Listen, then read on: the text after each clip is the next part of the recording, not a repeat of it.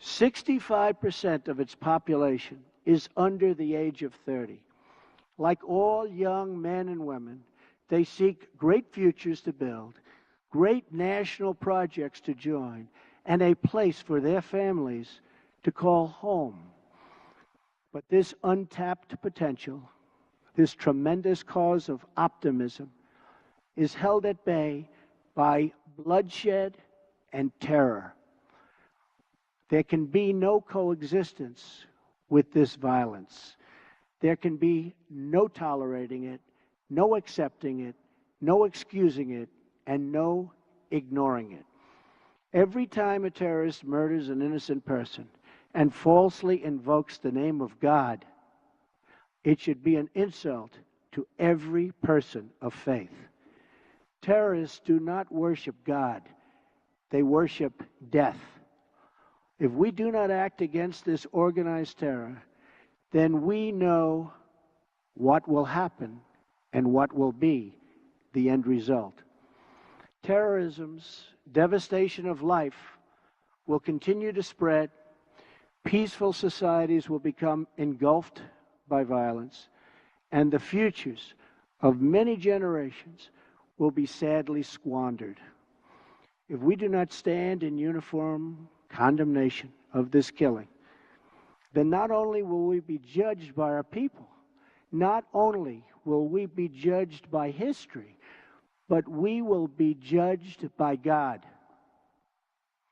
This is not a battle between different faiths, different sects, or different civilizations. This is a battle between barbaric criminals who seek to obliterate human life and decent people, all in the name of religion. People that want to protect life and want to protect their religion. This is a battle between good and evil. When we see the scenes of destruction in the wake of terror, we see no signs that those murdered were Jewish or Christian, Shia or Sunni.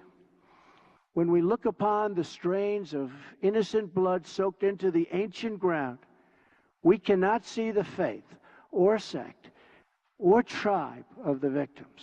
We see only that they were children of God whose deaths are an insult to all that is holy. But we can only overcome this evil if the forces of good are united and strong, and if everyone in this room does their fair share and fulfills their part of the burden. Terrorism has spread all across the world, but the path to peace begins right here on this ancient soil in this sacred land. America is prepared to stand with you in pursuit of shared interests and common security. But the nations of the Middle East cannot wait for American power to crush this enemy for them. The nations of the Middle East will have to decide what kind of future they want for themselves, for their country, and frankly, for their families and for their children.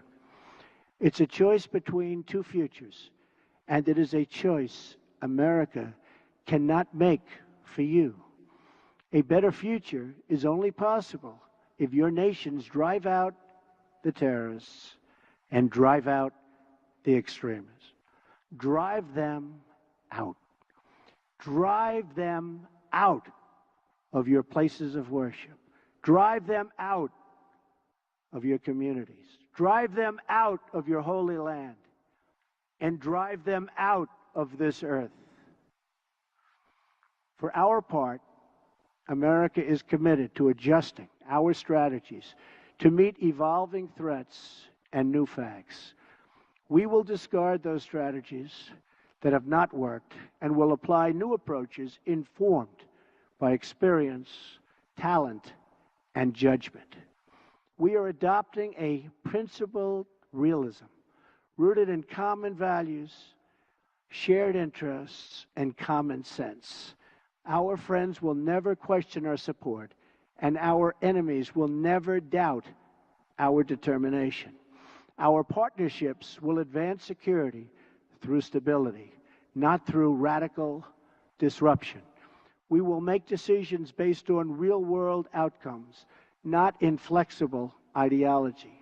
We will be guided by the lessons of experience, not the confines of rigid thinking. And wherever possible, we will seek gradual reforms, not sudden intervention. We must seek partners, not perfection, and to make allies of all who share our goals. Above all, America seeks peace, not war.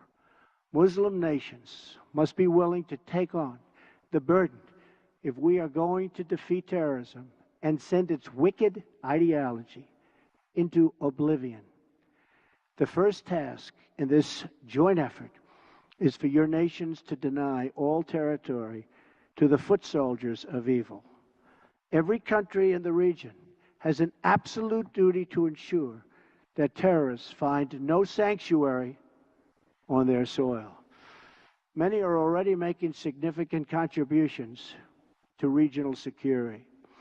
Jordanian pilots are crucial partners against ISIS in Syria and Iraq. Saudi Arabia and a regional coalition have taken strong action against Houthi militants in Yemen. The Lebanese army is hunting ISIS operatives who try to infiltrate their territory. The Emirati troops are supporting our Afghan partners and supporting them strongly. In Mosul, American troops are supporting Kurds, Sunnis, and Shias fighting together for their homeland. Qatar, which hosts the U.S. Central Command, is a crucial strategic partner.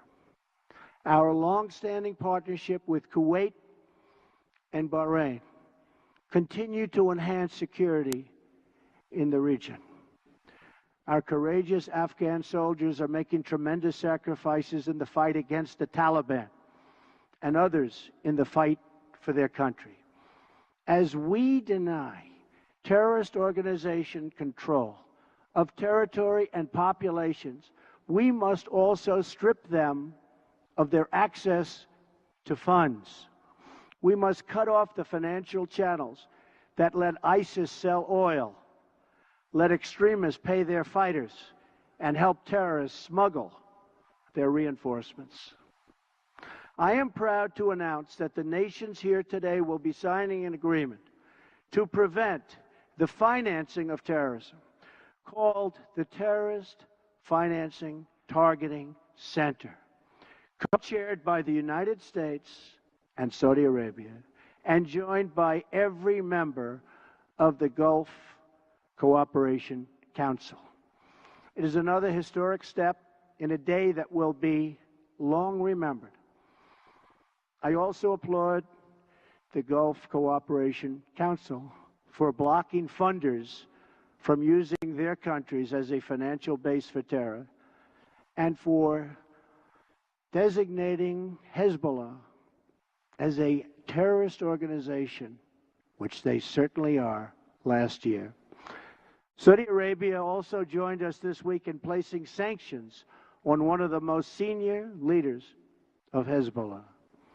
Of course, there is still much work to be done.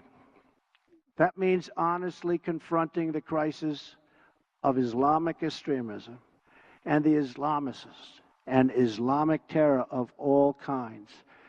We must stop what they're doing to inspire, because they do nothing to inspire but kill. And we are having a very profound effect if you look at what's happened recently. And it means standing together against the murder of innocent Muslims, the oppression of women, the persecution of Jews, and the slaughter of Christians. Religious leaders must make this absolutely clear. Barbarism will deliver you no glory. Piety to evil will bring you no